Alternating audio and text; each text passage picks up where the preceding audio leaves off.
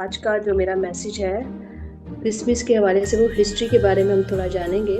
आज हम जानेंगे मजूसियों के बारे में, सितारे के बारे में और हेरोदीस के बारे में। इंटरेस्टिंग हिस्ट्री स्टोरी हम सुनेंगे। हम मरियम, यूसुफ और चरवाहों के बारे में जान चुके हैं, मैसेज हम सुन चुके हैं।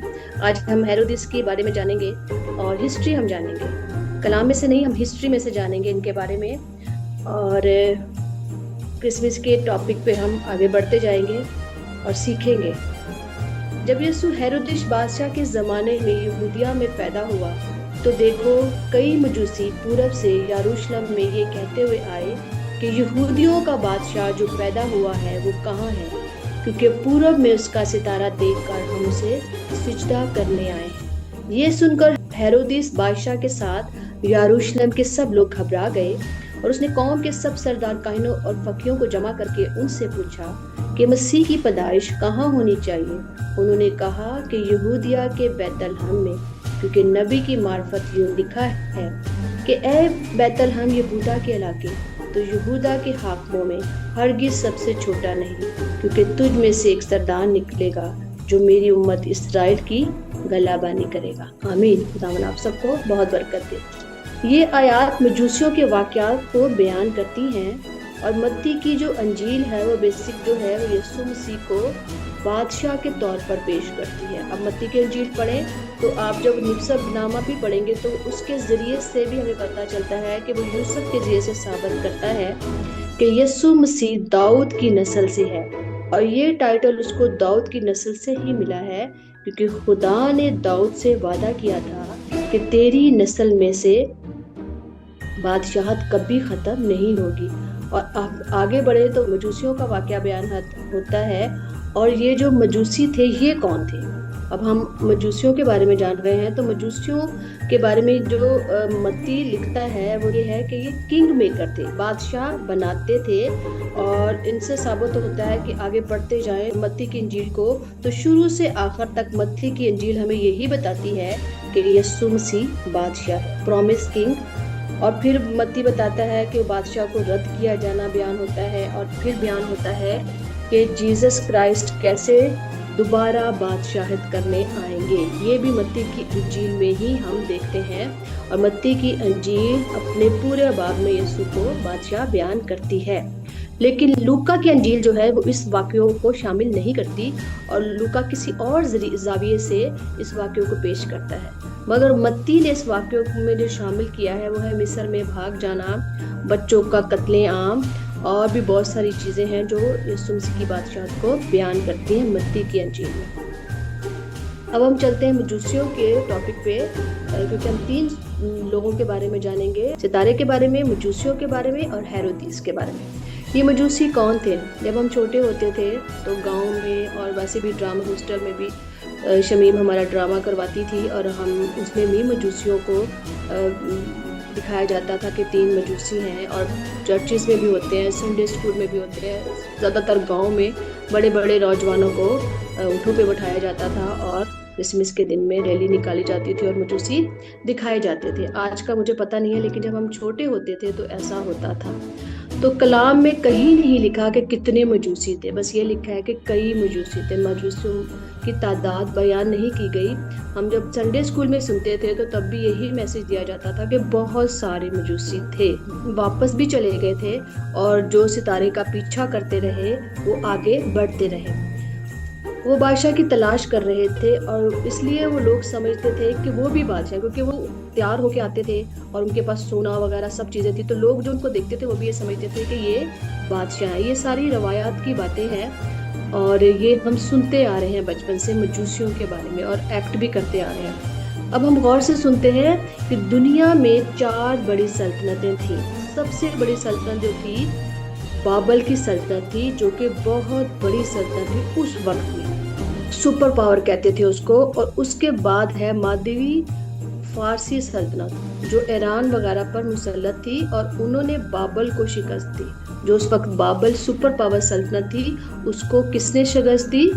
मादवी फारसी सल्तनत ने। और उसके बाद यहूदा को असीर करके, आपको पता है दानियल के वक्त में असीर करके बाबल की सल्तनत को ले लिया गया, और फिर उन पे किसने हुकूमत की? फारसियों ने। वो उस वक्त के सबसे बड़ी, बाबल के बाद फारसी बने सबसे बड़ी हुकूमत और सुपर पावर। वो उस टाइम इतने बड़े, पूरी दुनिया पे उस वक्त वो कागज थे। और आस्तर की किताब में अब अगर हम देखें तो 127 सूबों की हुकूमत का जिक्र भी किया गया है। और जो तीसरी सल्तनत है वो आप सब जानते हैं, वो सिकंदर आजम की है, जिसने मादियो फारसी सल्तनत को शिकस्त दी और अपनी सल्तनत को बहुत ज़्यादा बढ़ाया। और दुनिया क्या हो गई? यूनानी। और फिर यूनानी सल्तनत को किसने शिकस्त दी? रोमी सल्तनत ने। और उस वक्त की दुनिया की सबसे बड़ी सुपर पावर रोमन थे। और आप सब जानते हैं कि जीसस क्राइस्ट रोमन के सल्तनत में पैदा हुए थे। और यीशु मसीह के दौर में 4 बड़ी सुपर पावर बाबल, फारसी, यूनानी और रोमी सल्तनतें थी। और ये जो मजूसी थे ये बाबल की सल्तनत से थे, और ये मादियो लोग थे। और जैसे खुदा ने लावी के कबीले को मुकर्रर किया था कि वो ही खिदमत करेंगे, बातों का इंतज़ाम वगैरह, इसी तरह बाबल में भी, बाबल की सल्तनत में भी एक कबीला चुना गया था, मादी कबीला था, और वो ही मुकर्रर थे, वो ही खिदमत करते थे और प्राइसहुड थे वो। और जो उनका कबीला था वो उनसे मिलता जुलता था, बनी इसराइल से थे तो नहीं वो बनी इसराइल, लेकिन वो बनी इसराइल से, कबीले से मिलते जुलते थे। और ये भी एक ही देवता को पूजते थे, बहुत से देवताओं को ये नहीं पूजते थे। और ये जो कबीला था, मादी कबीला, जिसमें से मजूसी आए हैं, वो बहुत बड़ी अहमियत रखते थे, बड़ी अच्छी पोजीशन पे थे। और उस वक्त वो साइंस को बहुत मानते थे और उनके पास हिकमत बहुत थी, अक्लमंद लोग थे वो बहुत ज़्यादा। और ये सितारों का इल्म जानते थे, इल्मे नजूम थे ये लोग। और इनको इसी वजह से दरबारों में भी बुलाया जाता था। ये जो मजूसियों के हम जिक्र कर रहे हैं, इनको फिर दरबारों में जाने की भी रसाई हासिल थी, और इनको बाबल के दरबारों में भी जाने की रसाई हासिल थी। इनको यूनानी दौर में अहम पोजीशन पे थे, मशरक की साइड पे। और ये किंग मेकर थे, ये बादशाह बनाते थे, ये पेश बताते थे, राय देते थे, और फिर बादशाह चुना जाता था। और जब बादशाह चुना जाता था तो उनको ये महारत भी सिखाते थे, तो फिर बादशाह चुना जाता था। ये बातें तो एक तरफ इनके बारे में, लेकिन अब हम जानते हैं कि ये यीशु मसीह से इनका क्या ताल्लुक था और ये यीशु मसीह को क्यों ढूंढ रहे थे। तो हम ये सीखेंगे कि यीशु मसीह, क्योंकि आप सब जानते हैं रोज पढ़ी भी जाती हैं पेशन गोइयाँ, और पेशन गोइयों के हिसाब से कई सालों से पेशन गोइयाँ चलती आ रही हैं। और यीशु मसीह के पैदा होने से 600 साल पहले दानियल नबी, जो बाबल की सल्तनत में असीर होके आया था, और उसको जो पोजीशन सरदार होने की मिली थी, वो इन्हीं मजूसियों का सरदार होने के लिए मिली थी। वो इनका सरदार बन चुका था, और उसने 600 साल पहले ही बता दिया था कि एक बादशाह आएगा जिसकी बादशाही का आखिर ना होगा, वो हमेशा रहेगा और उसकी सल्तनत कभी खत्म नहीं होगी। ये दानियल नबी ने पेशन गोई पहले ही कर दी थी, और वो नस्ल दर नस्ल चलती आ रही थी। और जब ये लोग उस असीरी से वापस आते हैं, आप सब जानते हैं, आपने बाइबल पढ़ी है कि बाइबल के लोग जब असीरी पे जाते हैं वहाँ रहते हैं, दानियल की भी स्टोरी जानते हैं। तो जब ये लोग वापस आए तो सारे लोग वापस नहीं आए थे, कुछ लोग उधर ही रह गए थे जो बड़ी अच्छी पोजीशन पे वहाँ मौजूद थे, और उन्होंने नस्ल दर नस्ल ये पैगाम सुनते आए थे और देखते आए थे कि एक बादशाह आएगा। और सैकड़ों साल गुजर गए, और जब यीशु मसीह की बात करें तो मशरिक और मगरिब अक़वाम बहुत ज़्यादा आपस में लड़ती रहती थी, और ये तो जंगें शुरू से ही होती आ रही हैं, और आपस में मशरिक और मगरिब की लड़ाई होती आ रही थी। और जो ये मशरिक के मजूसी थे, इनको वेट था, क्योंकि ये सुनते आ रहे थे, तो इनको वेट था कि एक बादशाह आएगा जो हमें नजात देगा, हमें बचाएगा उन लोगों से जिनसे इनकी लड़ाइयाँ चलती आ रही थी। तो फिर इनको मशरिक में जहाँ ये रह रहे थे एक सितारा दिखाई देता है, और ये इनके पास रिकॉर्ड मौजूद था कि एक बादशाह आएगा। तो ये क्या करते हैं, उस सितारे के पीछे चल पड़ते हैं। अब ये जो लोग थे, मादी लोग कबीले के, इनमें से कुछ तो करप्ट थे। अब जो जेन्युइन थे وہ پیچھے چلتے ہیں اور دیکھتے ہیں کہ ہم کہاں تک پہنچے کہ بادشاہ کو ہم سجدہ کریں اور اس کو دیکھیں کہ جو بادشاہ پیدا ہوا ہے وہ کہاں ہے، اور وہ اس ستارے کے پیچھے چلتے ہیں۔ اور ان لوگوں پر خدا نے ظاہر کیا ستارے کے ذریعے کہ جس بادشاہ کی تلاش تم صدیوں سے کر رہے ہو وہ آ گیا ہے۔ یہ ایک لنک تھا۔ مجوسی اس ستارے کو دیکھو بہت خوش ہوتے ہیں کہ ہمارا بادشاہ آ گیا ہے جو ہمارے لیے لڑے گا۔ اس بادشاہ کی تلاش صدیوں سے کر رہے تھے۔ اب ہم جانتے ہیں ہیرودیس کے بارے میں۔ ہیرودیس کا جو باپ تھا وہ اینٹی پیٹل تھا اس کا نام، اور وہ ادومی تھا، وہ یہودی نہیں تھا، اور جو وہ یہودیہ کا گورنر بنتا ہے، اور یہ 47 صدی قبل از مسیح کی بات ہے کہ وہ گورنر بنا دیا جاتا ہے اپنے علاقے کا، ہیرودیس کا باپ۔ اور جب وہ ہیرودیس کا باپ گورنر بنتا ہے اپنے علاقے کا تو اس کے پاس جو پاور ہوتی ہے وہ اس کو استعمال کر کے ہیرودیس کو بھی 25 26 27 سال کی عمر میں گلیل کے صوبے کا گورنر مقرر کر دیتا ہے اپنی پاور سے۔ اور جب وہ اس کو گورنر مقرر کرتا ہے تو گلیل کے صوبے میں تو حکومت جو کر رہا ہوتا ہے وہ ہیرودیس کر رہا ہوتا ہے، لیکن جو یہودیہ کے علاقے میں حکومت کر رہا ہوتا ہے وہ ہیرودیس کا باپ کر رہا ہوتا ہے۔ 40 قبل از مسیح میں مشرق کی طرف سے پارتھی حکومت یروشلم پر حملہ کر دیتی ہے، اور جب وہ حملہ کرتی ہے تو ہیرودیس جو اس وقت اس وہاں کا گورنر ہوتا ہے جہاز پکڑتا ہے پانی والا، اور وہ سیدھا روم چلا جاتا ہے، اور جا کے رومیوں کو کہتا ہے کہ حالات بہت خراب ہو چکے ہیں اور مشرق نے ہم پر حملہ کر دیا ہے اور مجھے ہیلپ کی ضرورت ہے۔ اور ہیرودیس جب ہیلپ مانگتا ہے رومن لوگوں سے تو وہ اس کو ایک فوج دیتے ہیں، اور وہ فوج لے کے واپس اپنے ملک آتا ہے اور یروشلم پہنچتا ہے، اور جب وہ واپس آ کے لڑتا ہے ان سے تو وہ 3 سال تک ان سے لڑتا رہتا ہے کنٹینیو، اور 3 سال کے بعد وہ جیت جاتا ہے، اور پھر وہ اسرائیل پر قبضہ کرتا ہے، اور 43 صدی میں وہ اسرائیل کا بادشاہ بن جاتا ہے، اور روم اس کو اور فوج اور ہیرودیس اسرائیل یہودیوں کا بادشاہ کا ٹائٹل دے دیتا ہے۔ رومن جو لوگ ہوتے ہیں وہ اس کو یہ ٹائٹل دے دیتے ہیں کہ یہ یہودیوں کا بادشاہ ہے، اور اس کو اپنے اس ٹائٹل سے اتنی محبت تھی کہ اس نے اپنی ساری زندگی اس ٹائٹل کی حفاظت میں لگا دی۔ وہ ایسا تھا کہ اسے کوئی بھی سر اٹھاتا تھا۔ آپ جانتے ہیں، ہم پڑھتے ہیں بائبل، اور جب خاص طور پہ کرسمس کے دنوں میں تو ہم اس کو بہت پڑھتے ہیں، تو وہ کیا کرتا تھا، اس کو قتل کروا دیتا تھا۔ جو بھی سر اٹھاتا تھا وہ اتنا ظالم تھا کہ وہ کسی کو نہیں چھوڑتا تھا، وہ سب کو قتل کروا دیتا تھا، اور اپنے اس ٹائٹل کو برقرار رکھنے کے لیے اس نے اس وقت کے سردار کاہن کی بہن سے شادی کی، اور بعد میں اس نے کیا کیا، اس کو اپنی بیوی کو مروا دیا۔ پھر اس نے کیا کیا، اپنے سسر اور ساس کو بھی قتل کروا دیا۔ پھر اس نے کیا کیا، اپنے بیٹوں کو بھی قتل کروا دیا، 2 پہلے کروائے اور 1 بعد میں۔ اس نے وہ اس قدر ظالم اور پاگل تھا بادشاہت کے پیچھے کہ وہ سوچتا ہی نہیں تھا کہ یہ میرے بچے ہیں اور وہ میری بیوی ہے۔ بیویاں تو قتل ہسٹری میں ہوتی آئی ہیں، لیکن اس بادشاہ نے، ہیرودیس نے، اپنے بیٹوں کو بھی قتل کروا دیا۔ تو سوچیں آپ، جب مجوسی آئے ہوں گے اور انہوں نے آ کے کہا ہوگا کہ بادشاہ جو پیدا ہوا ہے وہ کہاں ہے، تو اس وقت بادشاہ ہیرودیس کی کیا حالت ہوئی ہوگی، وہ کیسے گھبرا اٹھا ہوگا۔ ہم پڑھتے بھی ہیں، ایکٹ بھی کرتے ہیں، اور مجھے شمیم ہمیشہ ہیرودیس بادشاہ ہی بناتی تھی۔ میں اس کو ہمیشہ کہتی تھی مجھے اینجل بنا دو، تو وہ کہتی تھی نہیں، تم ہیرودیس ہی بنو گی۔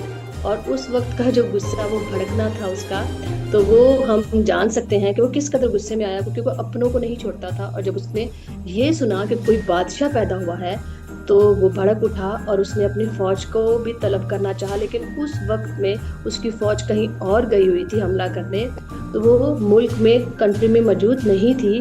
تو اس نے مجوسیوں سے کہا کہ آپ جاؤ، اس بچے کو دیکھو اور اسے سجدہ کرو، اور واپس آ کر مجھے بتاؤ کہ وہ کہاں ہے۔ اور پھر آپ جانتے ہیں کہ مجوسی نکلتے ہیں اور جیزس کو دیکھتے ہیں، اور اس وقت جیزس چرچ میں نہیں تھے، وہ گھر میں ہے، اور ستارہ گھر کے اوپر ٹھہر جاتا ہے جا کے، اور جا کے وہ اس کو سجدہ کرتے ہیں، اور خواب میں ہدایت پا کر مجوسی رستے سے نکل جاتے ہیں۔ اور پھر جب بادشاہ تک یہ نیوز پہنچتی ہے کہ مجوسی نہیں آئے، تو وہ کیا کرتا ہے، 2 سال سے چھوٹے بچے قتل کروا دیتا ہے۔ راخل اپنے بچوں کو رو رہی ہے اور وہ تسلی قبول نہیں کرتی، یہ ہم بچپن سے ہی پڑھتے آتے ہیں۔ اب ہم جانتے ہیں ستارے کے بارے میں۔ ہم سب ستارے کے بارے میں جانتے ہیں کہ وہ کیسے ظاہر ہوا۔ ستارہ ظاہر کرتا ہے کہ بادشاہ پیدا ہوا ہے یروشلم میں۔ اب جب بادشاہ پیدا ہوا ہے یروشلم میں تو مجوسی آف کورس پھر محل میں ہی جائیں گے، کیونکہ بادشاہ تو محل میں ہی پیدا ہوتے ہیں نا۔ لیکن یسوع ہمارا بادشاہ ایک چرنی میں پیدا ہوا اور ہماری زندگیوں کو اس نے پلٹ کے رکھ دیا۔ تو ہم دیکھتے ہیں کہ مجوسی جو ہیں وہ یروشلم پہنچتے ہیں اور جاتے ہیں محل میں، اور بادشاہ کو کہتے ہیں کہ ہم سجدہ کرنے آئے ہیں۔ ابھی میں نے بیان بھی کیا، تو وہ پریشان ہو جاتا ہے اور اس کو اچھا نہیں لگتا کیونکہ وہ پسند ہی نہیں کرتا۔ اور پھر وہ جب جیزس کرائسٹ کے پاس جاتے ہیں ستارے کو دیکھتے ہوئے، تو وہ مجوسی اپنے تحفے بھی دیتے ہیں۔ ستارہ کیا تھا؟ لوگ کہتے ہیں کہ دمدار ستارہ تھا، بنی نوع انسان کی تقدیر کا ستارہ تھا، مگر یہ ستارہ خدا کی شکائنہ گلوری کو ظاہر کرتا ہے، روشنی کو ظاہر کرتا ہے۔ اور آپ سب جانتے ہیں کہ موسیٰ کو بھی جب نظر آتے تھے خدا تو روشنی ہی نظر آتی تھی، بنی اسرائیل بھی جب دور سے دیکھتے تھے تو ان کو بھی روشنی ہی نظر آتی تھی۔ اور خدا کا جلال ہم کس کی صورت میں دیکھتے ہیں؟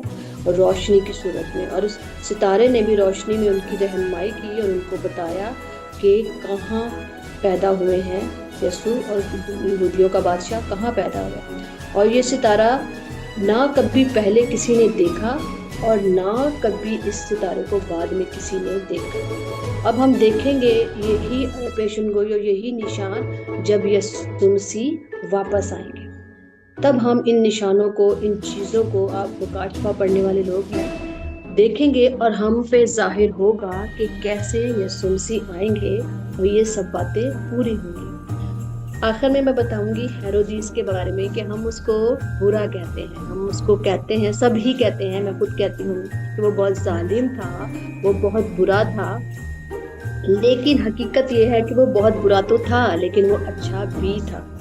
اس نے اچھی اپنے وقت میں، وہ گڈ بلڈر تھا، بہت اچھا، اور اس نے اچھی اس وقت میں بلڈنگز بنائی۔ اور اس کا جو سب سے بڑا شاہکار تھا وہ یہ تھا کہ اس نے ہیکل کو تعمیر دوبارہ کروایا۔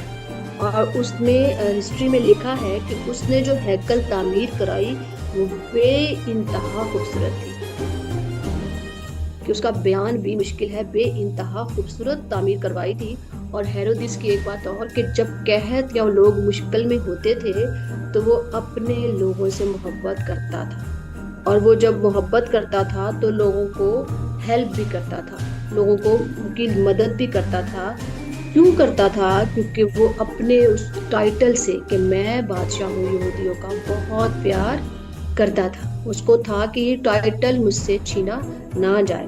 اور جب وہ فوت ہونے والا تھا تو اس سے پہلے اس نے یہ اعلان کر دیا تھا کہ میرے فوت ہونے سے پہلے جتنے بھی نوبل لوگ ہیں، مشہور لوگ ہیں، ان کو پکڑ کر جیل میں ڈال دیا جائے۔